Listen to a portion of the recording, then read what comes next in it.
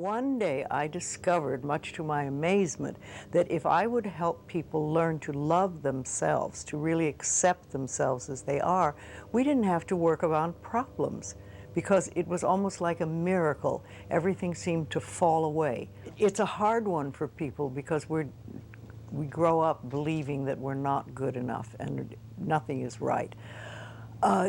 I remember lots of times I would ask people, well, what is really wrong with you? What have you done that is so terrible that you're not acceptable to yourself? And I never, ever got an answer that made any sense. You know, they might say something like, well, I'm too fat. Well, so, but when you talk about loving yourself, a lot of people think that that's vanity. But it isn't really. It has nothing to do with that. That is narcissistic. Well, I think it really starts with realizing that you don't love yourself, that most people don't. Most people feel they're not good enough, that they haven't done it right, they won't do it right, they'll never be enough, and they're definitely not lovable. And when we come from that space, it's very hard to create things for ourselves that are really good.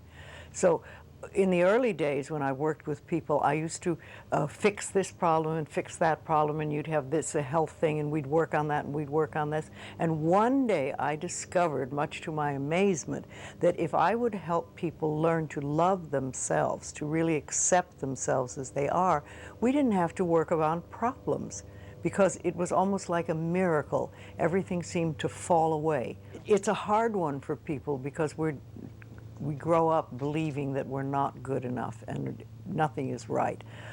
I remember lots of times I would ask people, well, what is really wrong with you? What have you done that is so terrible that you're not acceptable to yourself?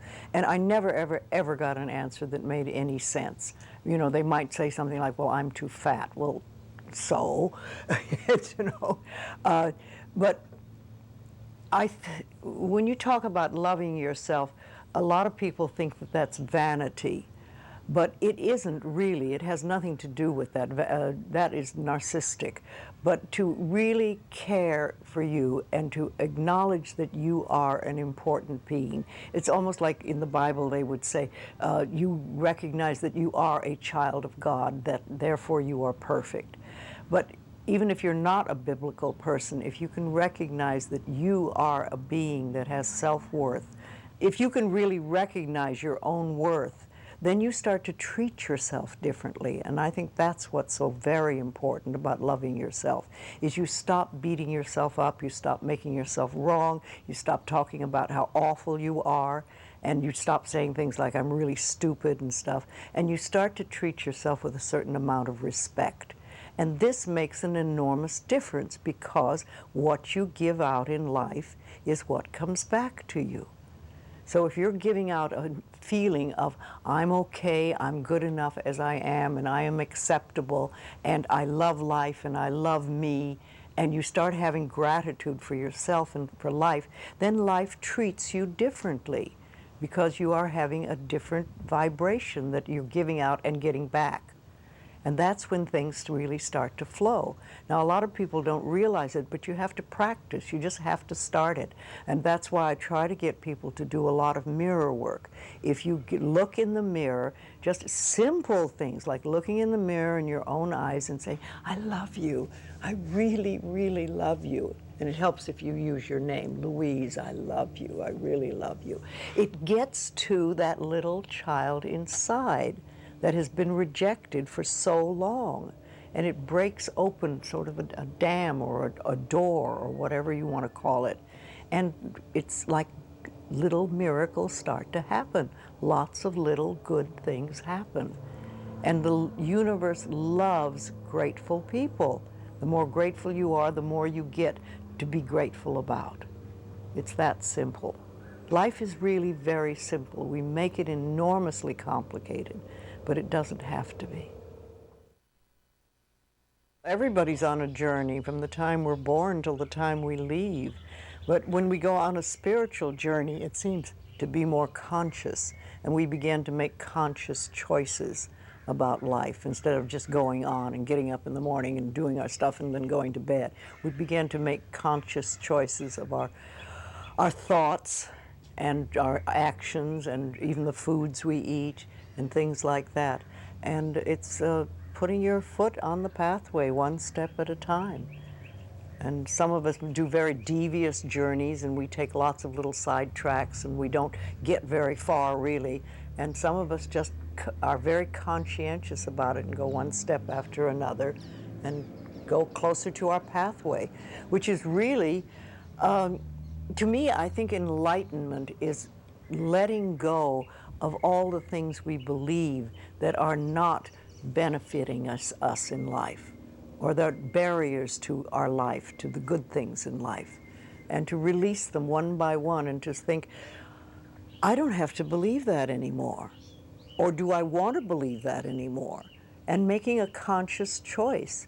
When we can understand that every single thing we believe has been a choice, and it may or may not be true. It can be true for you and not for you, because it's your belief system and your belief system, and then I have my belief system. I say a lot, that may be true for you, it's not true for me. I may not say that out loud, but people are doing things or saying things, and I think that to myself a lot. And also, it has nothing to do with me. Whatever's going, that has nothing to do with me, because I'm under the law of my own consciousness. This is my pathway, and you have your pathway, you have yours, everybody does. So we're all on a journey, and I think the more conscientious we are about it and the more conscious choices we make, the better our journey is, or the easier, or the swifter, or we get more goodies, or we have better health, all that stuff. Well, when I was beginning to work with people in the early days, I paid very close attention to what people said. And it became a habit with me, and I still do. I listen to what people say more than, you know, the words they're using and everything. And so often I think, oh, if you just wouldn't use those words, if you just take those 3 words out of your vocabulary, because people use negative words a lot, the same ones over and over again. Yes, I hear words, much more than other people. What words would you take out of the vocabulary? Well, should to begin with. That's a big one. Because every time you say should, you're making yourself wrong. Either you were wrong, or you are wrong, or you're going to be wrong. So take that one out completely. And just a lot of negative expressions that people use.